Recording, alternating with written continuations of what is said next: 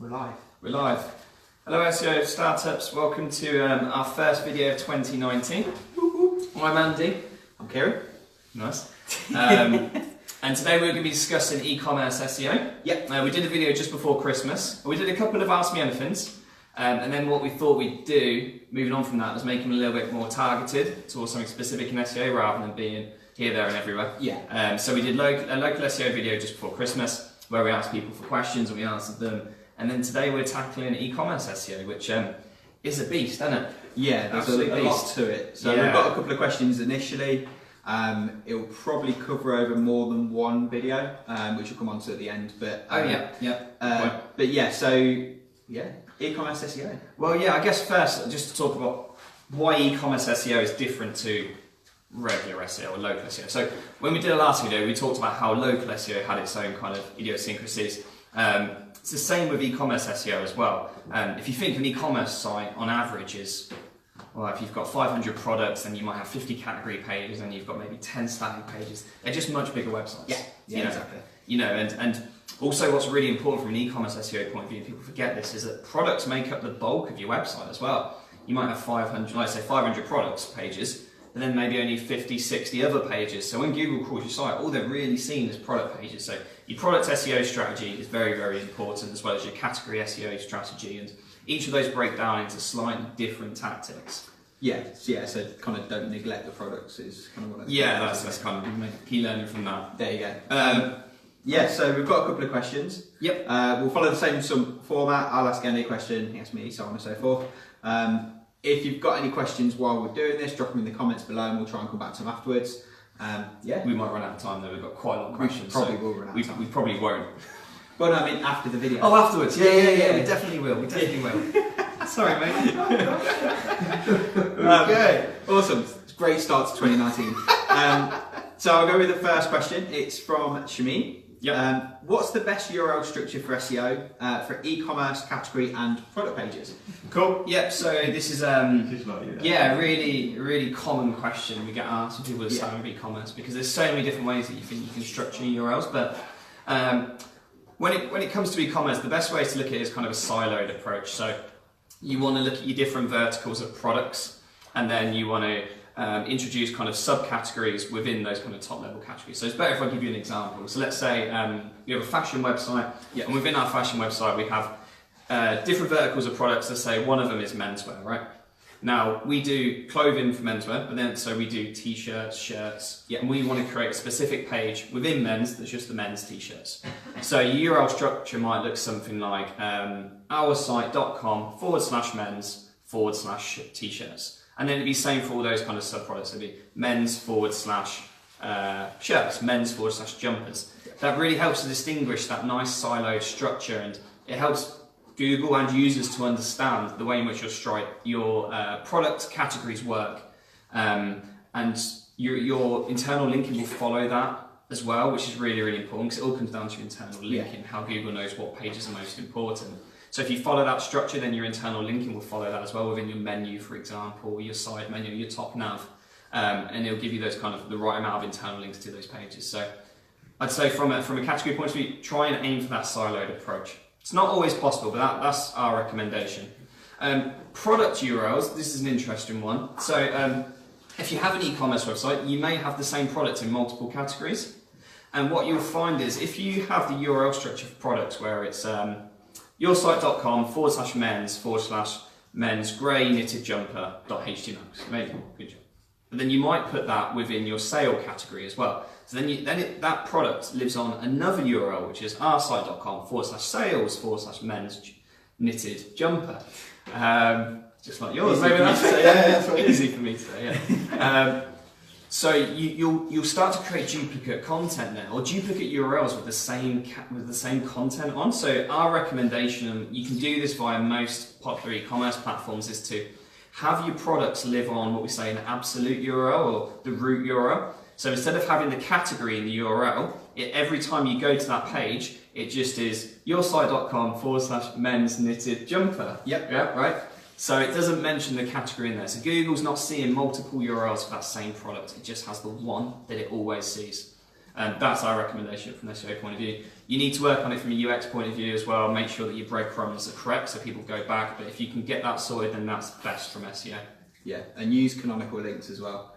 I'd say if you do have variations of products and you can't get that URL structure updated, add a canonical link, and that way you might actually be able to just kind of control which product is Google sees as the main one. Yeah, cool, good stuff. So, what importance does the image alt text have? There's a question from Sunny. Yeah, so this is an interesting one. We were discussing this actually earlier this week. Yeah. So, image alt text, I'd say nowadays probably has a lower importance than it used to from an SEO point of view, mainly due to the fact that now Google can kind of understand what the image is, what the image. We've mentioned it a couple of times on this video videos before. Google knows what's in the image, it knows what it's about, it can categorize that image itself, it knows whether it's then relevant to what's actually on the page itself. So adding an alt text itself from an SEO point of view, I'd say has a lower importance, and there's a lot of other stuff that you can do, even just around images, that you can do to improve your SEO before you then focus on the alt text.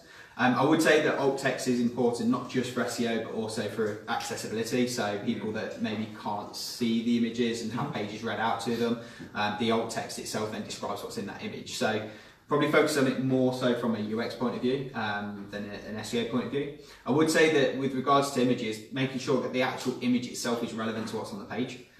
So people used to in the past just put a random image up, they'd have an alt text for what their SEO keyword was, and then from it didn't really kind of connect, and now Google knows what's in the image. You don't really want to do that.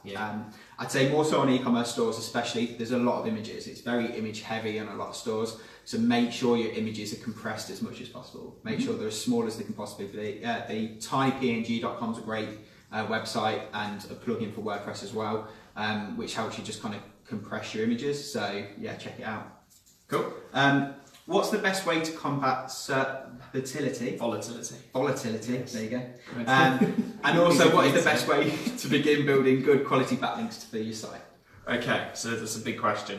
So SERP volatility, as I understand in this question anyway, and if you guys don't know, it's where your rankings fluctuate a lot. Now this does happen more so now than ever it has done in Google, mainly due to the fact that Google is a lot smarter than it used to be, and there's a lot more variables it takes into consideration in order to determine where your site ranks. And because of that, and it's always updating this algorithm, so crazy, like, I don't know, a few years ago they said 500 times a year or a day. 500 times a year used to be. I can imagine that it's a lot more now. Yeah, absolutely. So, things do change, and you get a lot more volatility below page 4, page 5 onwards. Chris Green did a really good study on this, actually. If you're in those top few pages, you don't see as much volatility, but if you're page 4 onwards, you'll see a lot, and that's just very natural. When it comes to e-commerce, this can happen a lot. So I've noted down a few of the main reasons it can happen for e-commerce. One of the main reasons is because Google can't always crawl your website consistently. Like I said before, e-commerce sites can be very big. You can have a lot of product pages, a lot of category pages. You can have a lot of different filter variation pages. And what we mean by that is, if you go to an e-commerce website and on the left-hand side, you might be able to filter by size, color, price, lots of different variations. And then, a lot of time they update the URL, and then Google's crawling all these URLs, and then because it's not able to crawl the site consistently and always get through to the same pages, it can sometimes cannibalize your own results. Google doesn't know which URL it wants you to rank.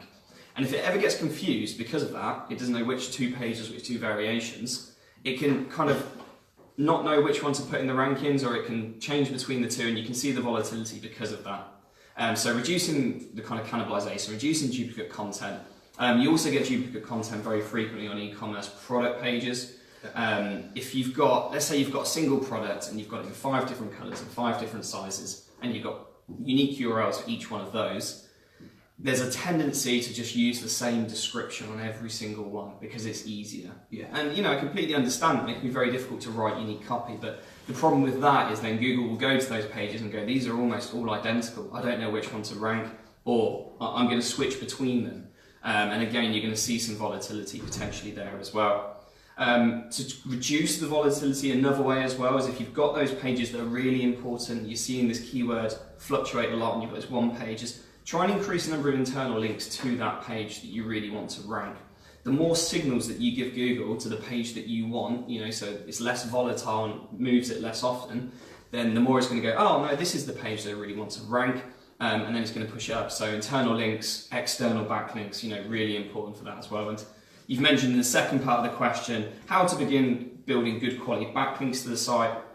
We did an episode on backlinks before, didn't we? Yeah. We mentioned it before, so probably worth revisiting that video. But with e-commerce, one of the unique ways you can do it is because hopefully you've got quite a unique set of products, and which can attract kind of unique backlinks, or there might be a particular niche you could reach out to, maybe people, social media influencers or bloggers within that niche area, where you can say, hey, you know, would you look at our products? Can we have some kind of connection there? That can be a great way for e-commerce sites to start building up backlinks.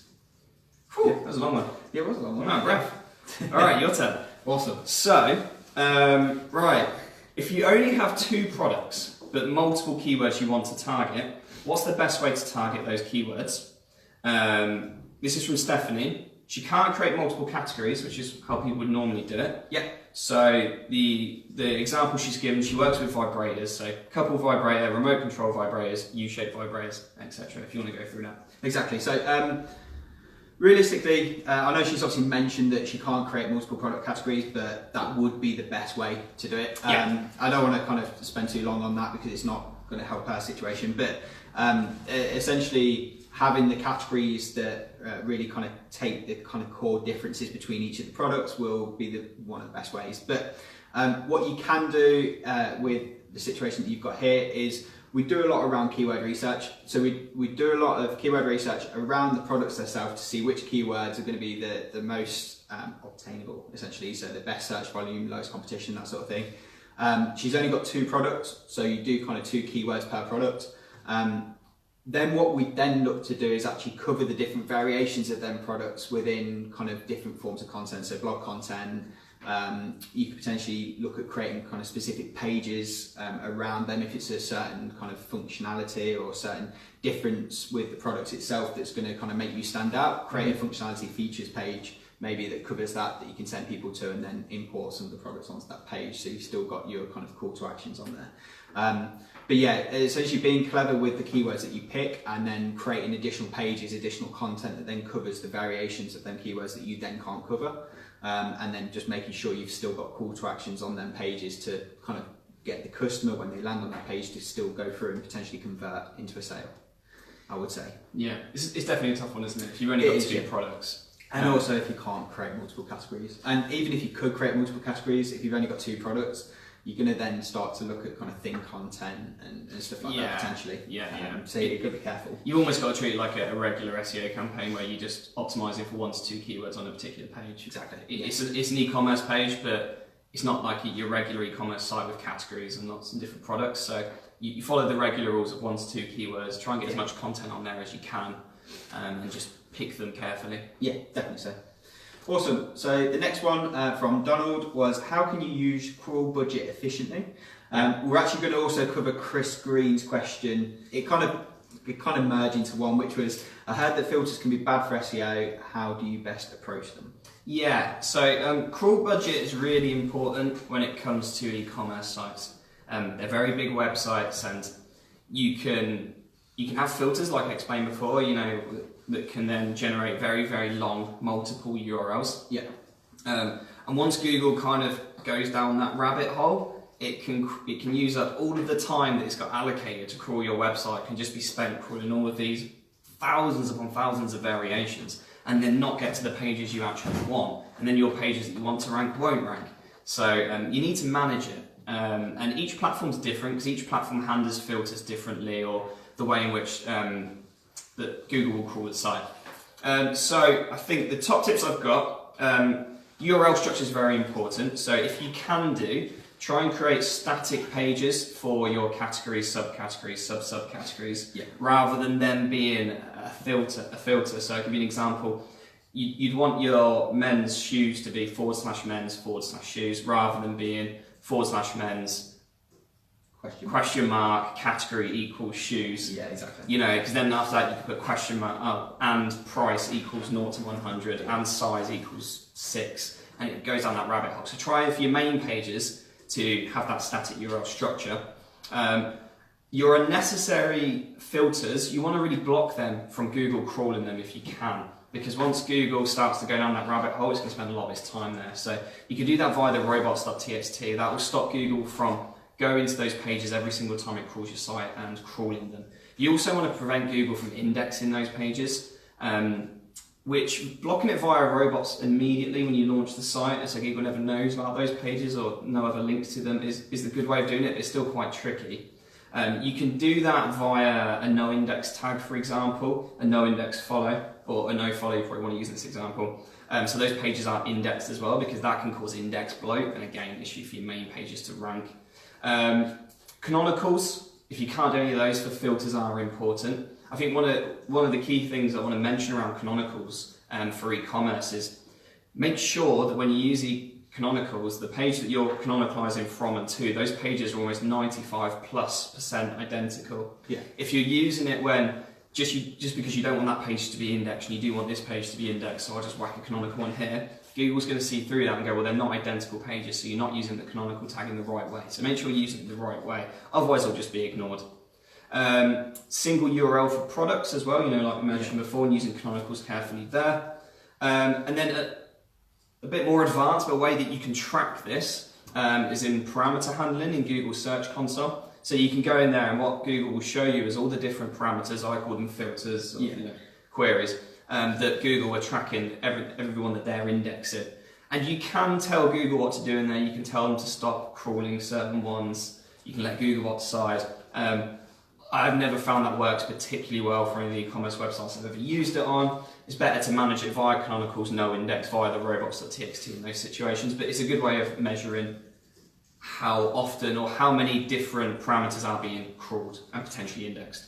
Yeah, I'd say the parameter handling works a lot like robots in that Google will see it, will read it, but they don't always kind of listen to it, and they'll kind of do what they want still, whereas with the no index, they will literally not index that page. Yeah, well, I think with the robots, it's like, the problem is Google can find those pages via other ways than just their crawling, because there might be a backlink to those pages, and then the robots is kind of irrelevant then. Yeah, exactly. So, and on the filter side as well, I mean, one of the things that we've seen, a lot of people use Ajax as well when they're filtering, so that they can add the filters, make changes to the filters, update the product, but it doesn't affect the URL at all, which does tend to be the best way, but it is obviously, there's limitations based on what platform you're using and actually having that functionality within it.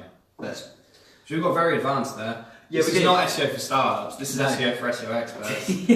Or at least kind of medium experts. Yeah, I was going to say, yeah. So any stuff that you don't understand, just drop it in the comments and we'll answer it after this video. After the video. Not at the end of this video. We don't have time. That's all of the questions that we have time for, at least. We'll be back next week again with another video before Andy shuts us off. Andy what?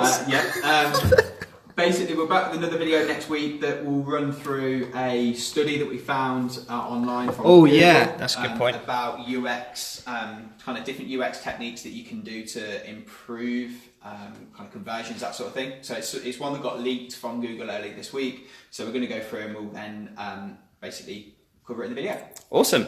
Cool. That's it. Just wave goodbye. Goodbye.